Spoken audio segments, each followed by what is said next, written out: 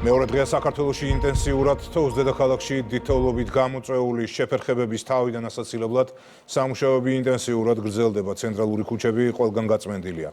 კერძო ავტომობილები და საზოგადოებრივი ტრანსპორტიც შეუფერხებლად მოძრაობს. თბილისის მერია ავტომფლობელებს მოუწოდებს თავი შეიკავონ ზამთრის საბურავების გარეშე გადაადგილებისგან. მარიამ ბუღაძე გვიერთება პირდაპირ ეთერში. მოქალაქეთა უსაფრთხოებისთვის და ტრანსპორტის შეუფერხებელი გადაადგილებისთვის დედაქალაქში გზების მუდმივი მონიტორინგი ხორციელდება. თბილისში ამ წუთებშიც ინტენსიურად წვიმს, ამიტომ თბილისის მერიის შესაბამისი სამსახურები საგანგებო რეჟიმში აგრძელებენ მუშაობას. დღის განმავლობაში რამდენჯერმე ხორციელდება გზების გაწმენდა და მარილით დამუშავება. შესაბამისი სამსახურების კოორდინირებული მუშაობის შედეგად უხნალექს დედაქალაქში სერიოზული პრობლემები არ შეუქმნია. ინტენსიური თოვის ფონზე დედაქალაქში ვითარება სტაბილურია. უხინალექის მიუხედავად სერიოზული პრობლემები და შეფერხებები არ არის. 24 საათიანი რეჟიმით მიმდინარეობს გზების ტექნიკური მარილით დამუშავება. იწმინდება როგორც ცენტრალური, ისე მეორე ხარისხოვანი ქუჩები. თბილისის მერიის სპეციალური სამსახურები საგანგებო რეჟიმით განაგრძობენ მუშაობას. 112-თან გვაქვს ძალიან მჭიდრო ურთიერთობა, კომუნიკაცია.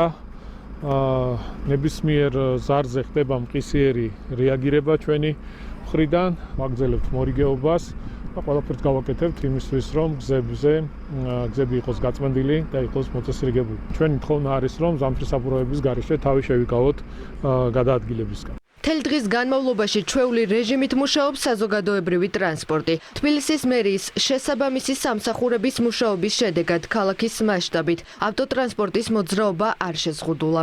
მარილია დაყრილი და დავდივართ ჩვეულებრივად ნორმალურად. ყველაფერზეშია რაც თელის მოვიარე ორთაჭალა და თამო. თავისუფლად მოძრაობი, გაწმენდილია მთელი გზები. დატვირთული რეჟიმით მუშაობა უწევთ გამგეობებსაც. მობილიზებულია მუნიციპალური ტექნიკა და ცოცხალი ძალა. გამგებლები თბილისის სხვადასხვა უბანში ვითარებას მთელი დღის განმავლობაში ადგილზე ეცნობიან. შედარებით უხვი ნალექი არის შემოერთებულ ტერიტორიებზე გლდანის რაიონში. ეს არის მუხიანის აგარაკები, გიორგიწმინდის დასახლება, ავჭალაური, ეგრეთ წოდებული გაზების დასახლება, სადაც უხმა ნალექმა მცირედით შექმნა დისკომფორტი საგზაო ნაწილში, თუმცა თბილსერვის ჯგუფის დროული ჩართულობით, შესაბამისი ტექნიკის მუშაობით ჩვენ შევძელით, რომ არც მუნიციპალურ ტრანსპორტს და არც მოსახლეობას არ შექმნოდა რაიმე სახის პრობლემა. სამგორის რაიონში დიდი შეფერხება განსაკუთრებული არაფერი არ ქონია. ჩართულები არიან გამგეობის კონტრაქტორები, რომლებიც მეშვეობითაც შიდა გზების მოსუფთავებას ვახდენთ და ძირითად გზებზე, მაგისტრალებზე იყრება ტექნიკური მარილი. ინტენსიურად იწმინდება გზები თბილისის შემოგარენშიც. თოვლმა სოფელ ვეძიში ელექტროგადამცემი ბოძები დააზიანა. მუნიციპალიტეტის თანამშრომლების მხრიდან დროული რეაგირების შედეგად